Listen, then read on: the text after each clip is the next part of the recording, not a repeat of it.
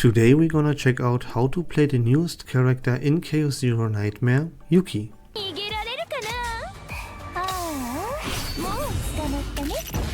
First of all, we have to establish a little bit of a save data, of course.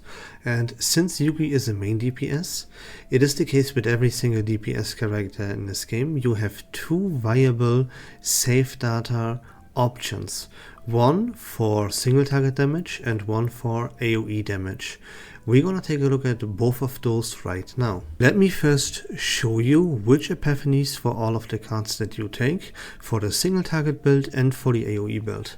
After I presented you the best options for the epiphanies, I will walk you through a little bit of how this works in combinations, why we take the epiphanies that we take, and yeah, how this works out when you actually play your rotation in game. So first of all, we gotta look at the skill card, Prepare to Subdue. We draw a attack card out of our deck, and this attack card will deal more damage that turn. What we aim for here, for both builds, always aim to retain this card and increase the damage amount for the attack card that we draw out of our deck. Then we have the ability Flash Slash. Here we have two different options. The option that you take for the AoE build is this one right here. You simply increase the flat damage output. For your single target build, you take this one here. You see it has Retain. We deal a lot of damage with it, but we don't hit all enemies anymore. And we can increase the damage amount for each drawn card of this unit for one turn by a whopping 60% as well. Cool.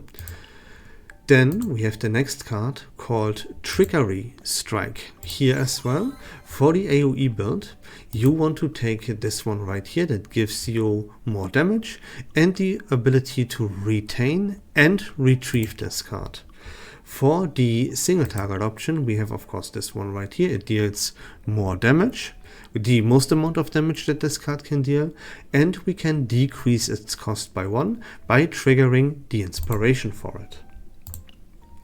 Then, last but not least, we have Freezing Blade, and here it is the same for both builds. You always want to reduce the cost for this card to 0 first of all, but more importantly we want the initiation effect that always guarantees us to have this upgrade card in our starting hand 100% of the time. As you know, that is how it goes with upgrades. Upgrade cards for every character in the game are pretty much completely useless if you do not guarantee yourself to have it in your starting hand.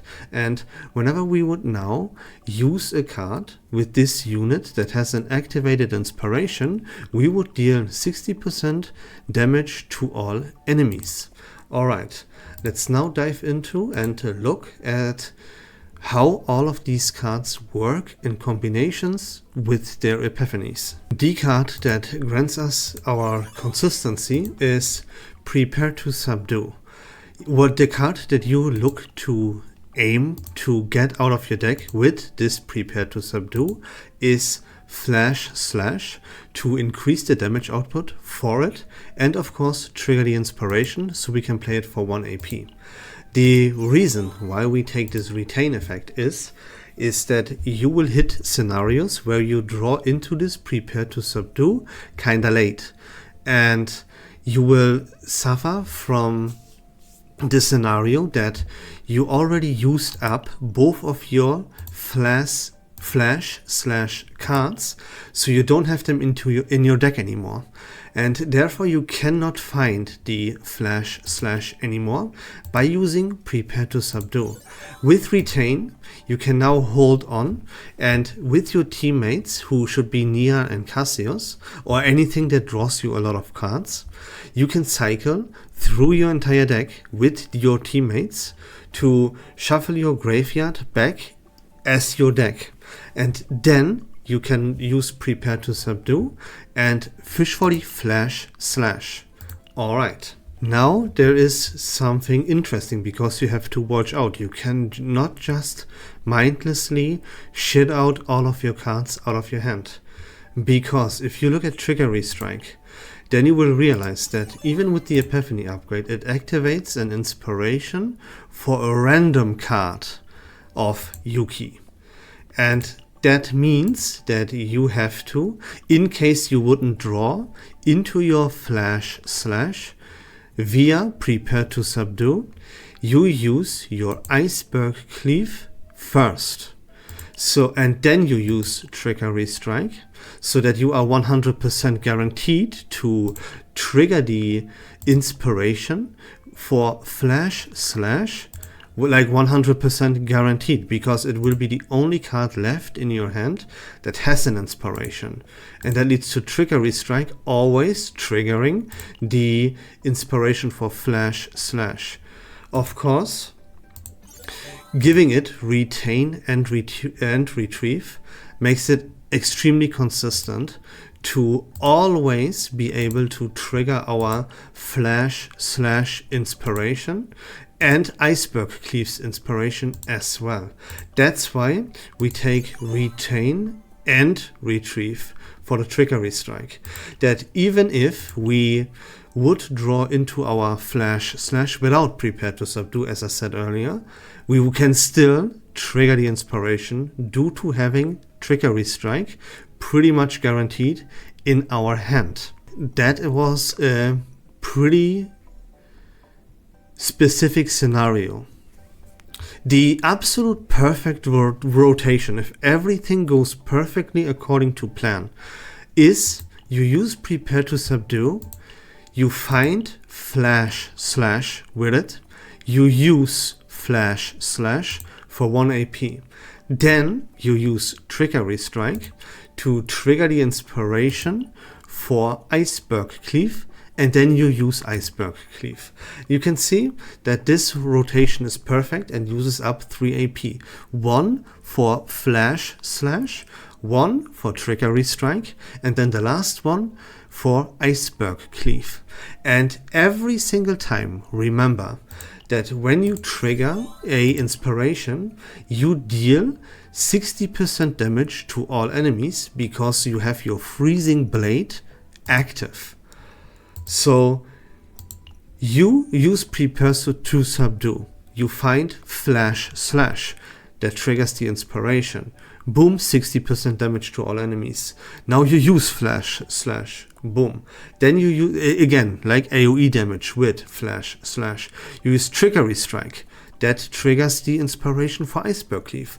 Boom, Freezing Blade does 60% to all the enemies. And then you use Iceberg Cleave, which is again damage to all enemies. That is absolutely perfect. Now the card that you want to remove when it comes to building your SaveData is of course Flowing Parry. That doesn't do anything for you. You can keep both Longsword Slash and Rapid Slash. Because if you look in your potential tree, here's a node that decreases the cost by 1 for Longsword Slash, and you deal 30% more damage with Rapid Slash. So, yeah, you can keep him, you don't have to, right? Get rid though of Flowing Parry and play the rotation as I just explained it to you. Then of course we have to look at her ego skill as well. And you want to get your hands onto, of course, you will use this ego skill, let me say it like that, whenever you have a high amount of attack cards in your hand, like Longsword, Rapid, and Flash Slash, the Iceberg Cleave, the Trickery Strike, as many as possible of those. And then you use your ego skill.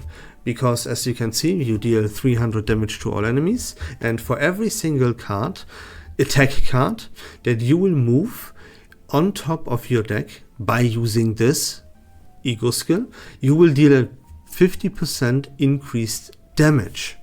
That is a lot. So you will use this ego skill, you will move all of your attack cards on top of your draw pile, and then you again use your teammates that need to be teammates that are able to draw you cards like Nia, like Cassius, Veronica, whoever draws your cards, to draw these cards back into your hand and then go for your rotation. And that way you will be able to use most of your AP up that turn as well with your main DPS, which is something that you always want to aim for. For neutral cards that you can aim for your AoE build, for example, we always aim for Maneuvering Fire. If we want to build an AoE build, that is a card you can totally go for. You can look for the card Sacred Strike for your single target ability build. Or you can look for a card like Aggressive Mutant. You know, it is very similar to a card that is already part of your kit with Prepare to Subdue. Makes yourself a little bit more consistent. For items that you want to take, you can look for this one here, for example, the Chimera Knight. Or Chimera Knight, whatever it's called, right? You get it, you see it on your screen. That when you would draw into something by an ability, which your teammates will constantly always do, you will do this with Prepare to Subdue. Then you increase the damage amount by your attack cards by 25%, by 35% in fact. So that is a very good item you can aim for. Since you are mainly doing AoE damage, you can look for a card like Moon of Destruction. And for your armor slot, there is this one right here, the Fragment of the Empty Void. So you can get rid of Flash Slash in your hand and aim to get Prepare to Subdue. So you can draw into your Flash Slashes via Prepare to Subdue, right? Those are just some recommendations that are very viable. Not saying those are like truly the best of the best, but viable options here. So there we go. But now enough talk. Let's jump into battle and see how this actually looks in action. First, let's play with Yuki alone to make this like visually as easy to understand as possible. You're always gonna start off your turn with Freezing Blade. Unfortunately, we do not have the required epiphanies unlocked here, but it's not a big deal. So in this case, since we don't have Prepare to Subdue, but we have Flash Slash and Trickery Strike, we are gonna use Trickery Strike to trigger the epiphany, to trigger the inspiration, excuse me, with Flash Slash, so we can play it for just 1 AP, and then we're gonna go ahead and do that. Normally, of course, you would use the Freezing Blade for free. Then you would use Prepare to Subdue to fish for Flash Slash. Use this, Trickery Strike, Iceberg Cleave, right? Here we are. We have Prepare to Subdue, and we pray that we get Flash Slash from this. There we go. See, that triggers the inspiration, and we will now be able to use this for just 1 AP. We're gonna go ahead and do that. Boom, boom. It also triggers the Freezing Blade, right? Don't forget about it. Now, since the Iceberg Cleave inspiration is not triggered, we can do this by using Trickery Strike. So we're gonna go ahead and do that. Boom. Here, inspiration. Now, we will hit twice with this card because the inspiration is triggered, and 60% damage through Freezing Blade. Right here. That's one hit. And that was the Freezing Blade as well. So there we go. You see, and that is the exact rotation. Prepare to Subdue, Flash Slash, Trickery Strike, and whatever the other ability was called. Here again. Let's see. See, now that is what I meant. This is why we have Retain, or why we want to have Retain on Prepare to Subdue. Because we know that we just used a Flash Slash. So if we would have now teammates, the Flash Slash would not be in our deck anymore. One would be in the graveyard, one is in our hand. So we wouldn't have a chance. We wouldn't normally use this turn. But now, since our deck is...